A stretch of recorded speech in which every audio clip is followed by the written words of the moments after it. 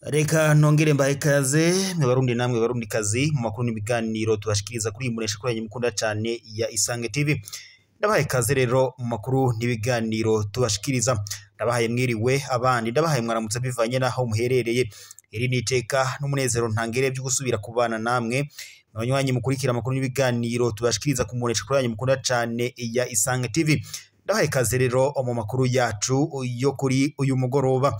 Namakuru ari buze gushimikira ku ngingo nkuru zikurikira. Turanyarukira muri Ethiopia ahabereye inama y'umuryango w'ubumwe bwa Afrika aho umukuru w'igihugu cy'u Burundi Evariste Ndayishimiye yari yitavye iyi nama ndetse yahuriyeho iyo n'umukuru w'igihugu cy'u Rwanda Paul Kagame. Umukuru w'igihugu cy'u Burundi Evariste Ndayishimiye akaba yari yajanye n'umutambukanyi wiwe Angeline Ndayishimiye nawe yari yitavye inama y'abatambukanyi b'abakuru b'ibihugu igira iya 29 yabirenga hanyene muri Ethiopia. Namakuru rero turonkejwe n'amasoko yacu ngaha nyene ari ngaho nyene muri Ethiopia atubariye uko ibintu vyagenze. Ni inama izomara iminsi ibiri yatanguye ku uyu munsi kwigenekerezo rya 15 ruhuma 2025 ikazohera ku munsi wejo kwigenekerezo rya 16 Roma 2025 ndetse niyo nama nyene y'abatambukanye b'abakuru b'ibihugu niyo ikazorangira ku munsi wejo kwigenekerezo rya 16 Ruhuma 2025. Mu makuru rero turonkejwe n'amasoko yacu ntabwo turi bugaruke cyane kuri iyo nama y'umuryango wa Afrika yunze ubumwe kuko yo nyene yamaze gutangura n'ibyavugiwe muri iyo nama bamaze gutora n'abakuru b'ibihugu bazorongora nyene uyu muryango muri ikiringo cyo guhera muri uyu mwaka wa 2025 aho ku mukuru w'igihugu aho nyene umukuru w'igihugu uramutswa uyu muryango ari president wa Angola Joao Lourenço akaba nyene ucegera aca kabiri kikaba ari Evariste Ndayishimiye, icegera ca gatatu akaba ari igihugu ca Ghana, ica kane ni igihugu ca Tanzania, ica gatanu ni Mauritania. Mu makuru rero tubuze kugarukaho cyane ntago turaza kuraba kubijanye n'ukungene iyi nama nyene murabizi ko ntago turuze kuraba cyane kubijanye n'iyi nama kuko yo yamaze gukorwa ndetse izohera ku munsi wejo ahubwo turaza kurabira hamwe ingingo nkuru zayifatiwemo nyine nkuko twari turiko turabibashikiriza. Nyuma yaho rero ntituza guteba kuri iyo ngingo ahubwo turaza kwirabira ku mutambukanyi w'umukuru w'igihugu cy'u Burundi Angeline Ndayishimiye ahanga nyene muri Ethiopia. Amakuru duhawe n'amasoko yacu nuko kuri ubu Angeline Ndayishimiye muyoba akoreye agasha umukuru w'igihugu cy'u Burundi Evariste Ndayishimiye. Abantu barumiwe n'ibintu bitunguranye muri Ethiopia baci bibaza niba Evariste Ndayishimiye ari umukuru w'igihugu cankwe ari ikindi. Turaza kubigaruka ko rero turabibashikiriza n'ibintu biducikiye natwe biciye bidutungura. Umukuru w'igihugu cy'u Burundi Evariste Ndayishimiye murabize neza ko yitavye iyi nama muri Ethiopia yari yajanye n'umutambukanyi wiwe Angeline Ndayishimiye. Umukuru w'igihugu uyu mutambukanyi rero w'umukuru w'igihugu cy'u Burundi Angeline Ndayishimiye akaba rero nawe yaritavye inama igira ya 29 y'abatambukanye b'abakuru b'ibihugu vya Afrika yariko irabera nyene ngaha muri Ethiopia ikazomara iminsi ibiri. Angeline Ndayishimiye akoreye agasha umukuru w'igihugu cy'u Burundi Evariste Ndayishimiye. Abakuru b'ibihugu bari bitavye iyi nama bifashe kuminwa. Turaza kubabarira ku makuru ku buryo bw'idonido ukungene ibintu vyagenze nyene muri Ethiopia. Mu makuru kandi turaza kubandaniriza ku makuru ariko aravugwa mu Bujumbura.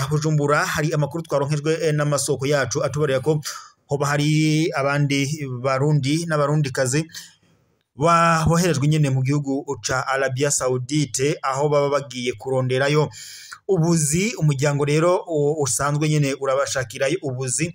Turaza kubashikiriza ivyo wadutangarije n'amakuru duhawe mu kanya n'amasoko yacu nyene ngaha i Bujumbura. Turaza gusoreza amakuru yacu muri Republika Iharanira Intwaro Rusange ya Kongo aho rero muri Republika Iharanira Intwaro Rusange ya Kongo urugamba rubandanya, umugwi witwaje ibigwanisho wa M23 ubandanya ufata ibice bitandukanye byo muri Republika Iharanira Intwaro Rusange ya Kongo. Mu makuru duhawe n'amasoko yacu mu kanya nuko kuri ubu ngubu rero ikibuga c'indege ca Kavumu kiriko kigenzurwa n'umugwi witwaje ibigwanisho wa M23.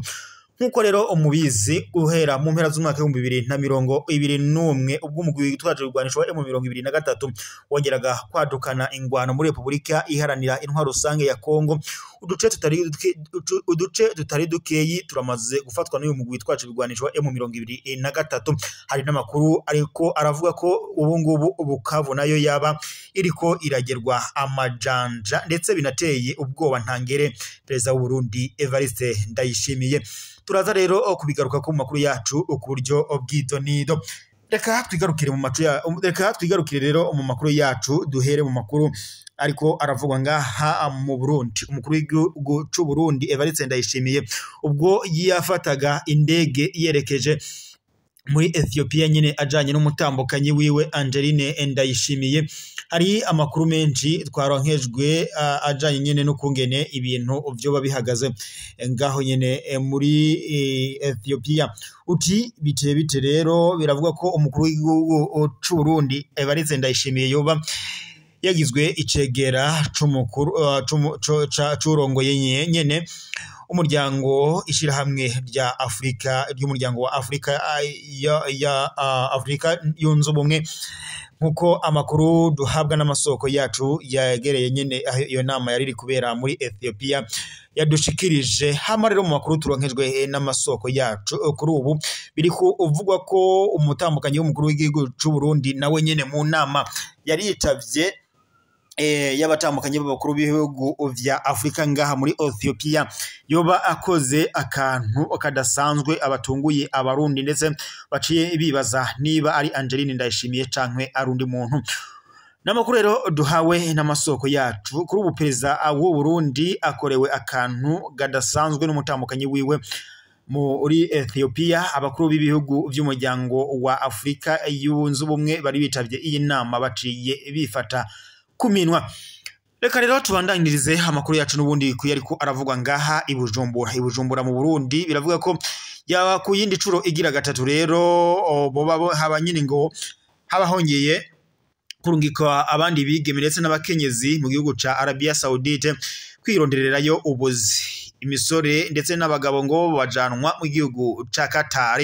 Kuri uyu wa gatandatu igenekerezo rya gatanu ukwezi kwa mbere 2025 ishirahamwe STIGO Seekers Training for International Job Opportunities rijejwe gufasha kuronderera akazi abigeme ndetse n'abakenyezi mu gihugu ca Arabia Saudite yararungitse ku ncuro yaryo nyene ngo ya gatatu abagiye muri ico gihugu, nkuko amakuru duhabwa n'amasoko yacu abidusikiriza ngo bagenda barishimirwa cane.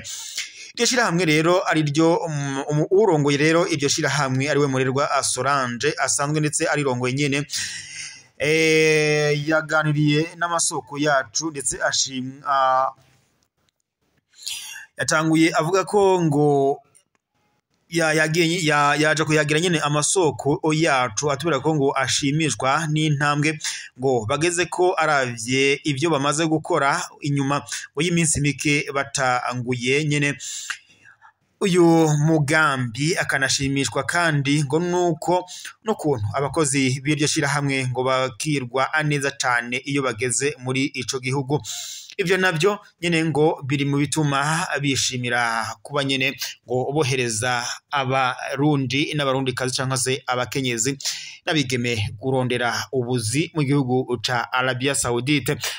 Tubandanirije amakuru rero n'ubundi mu Burundi mu kubijanye no kuronderera ubuzi mu abarundi abigeme n'abakenyezi. Murabizi ko igihugu c'u Burundi gihanzwe n'ubukene ntangere, ariyo mvo n'imvano rero ituma bacakira ubuzi abigeme ndetse n'abakenyezi bakaja kurondera ubuzi iyo hirya muri Arabia Saudite.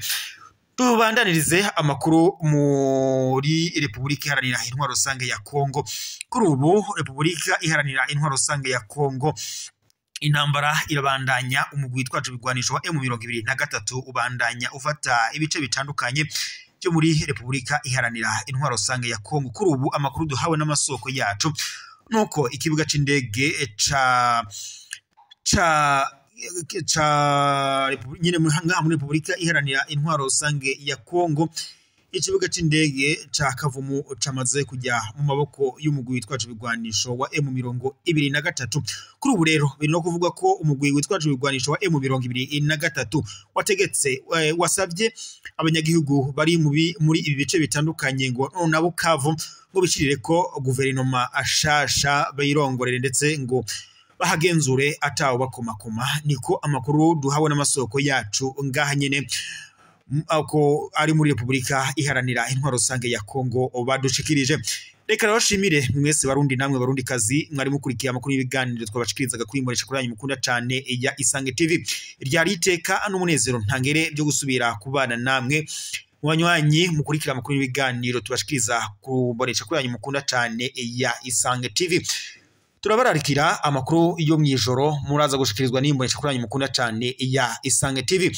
Turaza kubakorera amatohoza, hari amakuru twahawe n'amasoko yacu ariko aravuga ko kuri ubu umugwi witwaje ibigwanisho wa M23 waba wamaze kwihuza